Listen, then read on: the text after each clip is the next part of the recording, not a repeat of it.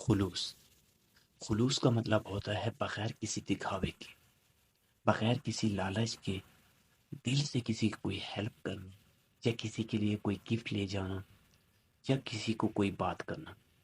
جیسے آپ اپنے دوست کے لیے خلوص سے کوئی گفٹ لے جاتے ہو، اور آپ کا دوست وہ گفٹ لینے سے منع کرتا ہے، اور آپ کہتے ہو کہ یہ گفٹ میں بے حد خلوص سے لایا ہوں، تب آپ کا دوست وہ گفٹ لے لیتا ہے اور کہتا ہے میں آپ کی خلوص کو نہیں ٹھکرا سکتا۔ دوستوں، ایسے کئی الفاظ جو کہ اس ویڈیو میں آپ کو دیکھنے کو ملیں گے، جس کو آپ اپنی روزمرہ کی گفتگو اور باتوں میں استعمال کر کے لوگوں کو اس حد تک متاثر کر دیں گے کہ لوگ آپ کی باتیں سننے کو اور آپ سے گفتگو کرنے کو بےتاب ہو جائیں گے۔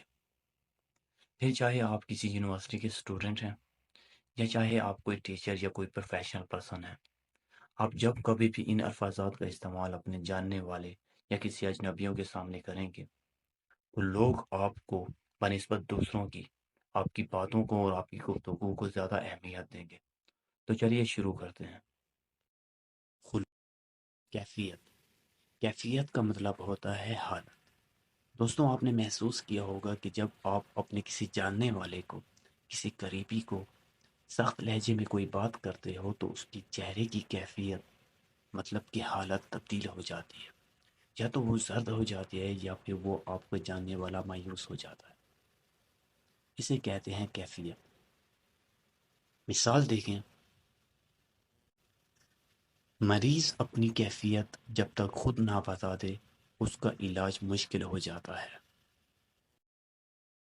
آسائشیں آسائشوں کا مطلب ہوتا ہے سکھ، آرام، چین۔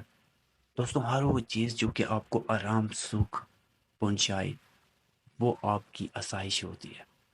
جیسے دنیا کے تمام انسانوں کی یہی کوشش ہے کہ ان کے پاس دنیا کی تمام آسائشیں ہوں۔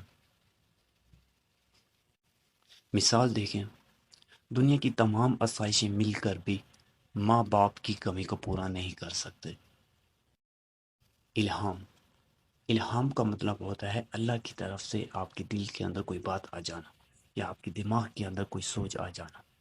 دوستو، آپ نے محسوس کیا ہوگا کہ کبھی نہ کبھی آپ کو الہام ہوتا ہے کہ کوئی آپ کا کہیں پہ انتظار کر رہا ہے، اور آپ وہاں پہ جاتے ہو تو وہ سچ مچ میں آپ کا انتظار کر رہا ہو، تب دوستوں آپ کو الہام ہوتا ہے۔ مثال دیکھیں، اگر مجھے الہام ہوا ہوتا تو میں یہ غلطی نہ کرتا۔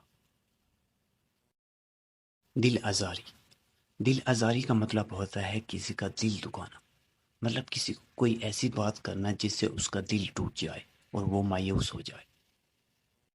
مثال دیکھیں، میرا مقصد آپ کی دل آزاری کرنا نہیں تھا۔ سلیقہ دوستو، دنیا کے اندر جتنے بھی کام ہو رہے ہیں ان کام کو کرنے کا کوئی نہ کوئی طریقہ ہے، لیکن جب آپ وہ کام تمیز سے کرتے ہیں، ادب کے دائرے میں رہتے ہوئے کرتے ہیں، تو اسے کہتے ہیں سلیقہ، کہ یہ کام بہت سلیقے سے ہوا ہے۔ مثال دیکھیں، نماز کا طریقہ تو آتا ہے، کیا آپ کو سلیقہ بھی آتا ہے؟ مفید مفید کا مطلب ہوتا ہے فائدہ مند۔ ہر وہ چیز جو کہ آپ کو فائدہ دے وہ آپ کے لیے مفید ہوتی ہے۔ مثال دیکھیں، صبح اٹھ کر ورزش کرنا انسانی صحت کے لیے کافی مفید ہوتی ہے۔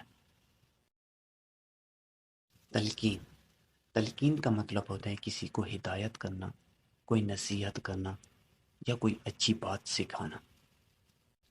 مطلب جب آپ کسی کو کچھ اچھا کام کرنے کا کہتے ہو تب آپ اسے تلقین کر رہے ہو۔ مثال دیکھیں، لوگوں کو ہمیشہ اچھی باتوں کی تلقین کیا۔